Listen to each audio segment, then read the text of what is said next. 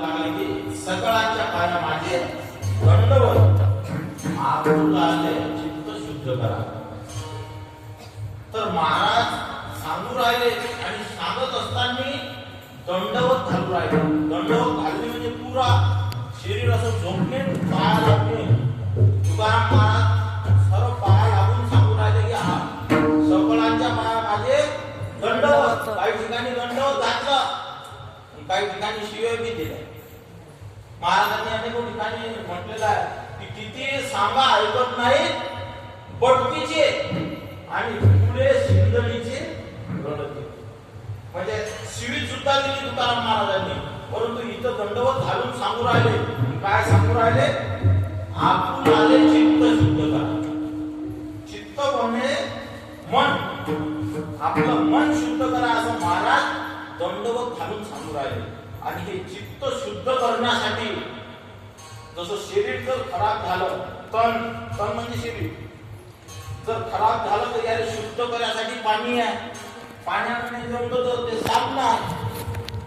आता ते दिवाळीच्या वरती भरतीचे बाहेर ते रिक्षा लावतात, ते मोठं साबण कोणतं असते ते मोती, हा मोती साबण आणून ते रिक्षा लावते, मोठं शरीर असं शुद्ध केल्या जाते. पण हे सारा शरीरच शुद्ध होते. इथं महाराज काय सांगू राहिला? आपुलाले चित्त शुद्ध करा. चित्त बोले तर मन, मग हे मन शुद्ध करावं लागते. मग या मनाने शुद्ध करायचं कोणतं साबण आहे? शरीर जर वैगलं तर ते साबण आहे मोठी किती, आणि या मनाचं करायचं. तर हे मन शुद्ध करायचं की साबण समजायला सांगितलं. परमार्थामध्ये अध्यात्मामध्ये साबण तयार केलं. मग तुम्ही म्हणून सांगतो साबण आहे, तर या मनाले शुद्ध करायचं एकच साबण आहे आणि ते आहे नाम, नामस्मरण. नामस्मरण केल्यानं मन शुद्ध होते, चित्त शुद्ध होते. म्हणून जेवढं जब तक रहेगी जिंदगी फुर्सत में मिलेगी काम से कुछ वक्त ऐसा निकालो प्रेम करो प्रभु राम से. नाम से, नामानं हे सर्व शुद्ध होणार आहे. आता त्या माणसाचं तुम्ही धन्यवाद माने ते आपले काय ते श्री शिवाय वाले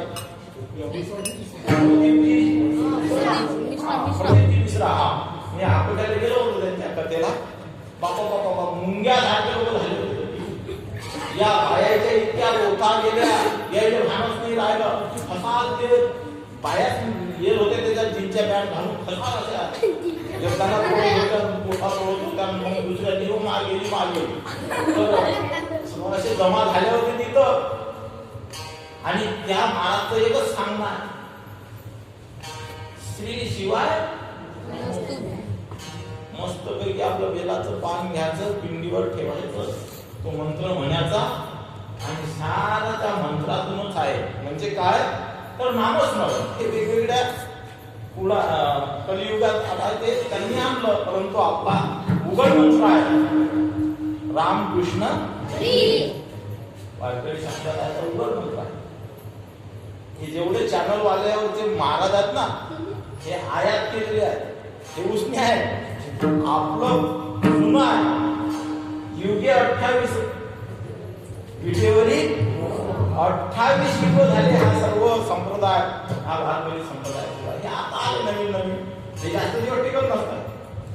त्या महाराज मध्ये राम नावाच्या महाराजावर मोठं संकट आलेलं आहे. कोणत्या? राम. पहिला आहे तो आसा. आसाच्या पुढे काय? आसा राम. म्हणजे राम सांगतो मी, आसा राम तो आहे त्याला. पहिले आपल्याला आसाराम आला होता, मोटरसायकल ना चालले आपल्याला ती करते.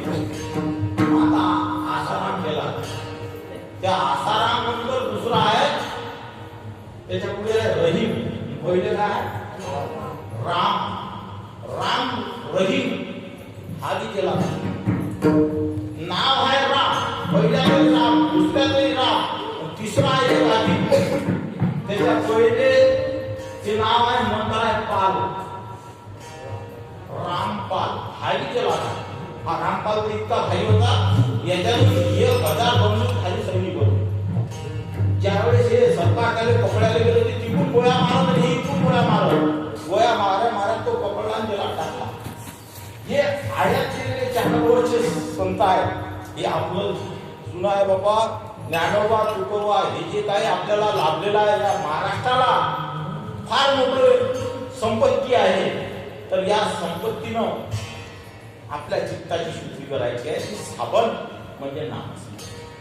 म्हणून जेवढा वेळ मिळेल तेवढा नामस्मरण करा. म्हणून महाराज 3ऱ्या चरणामध्ये सांगतात देवा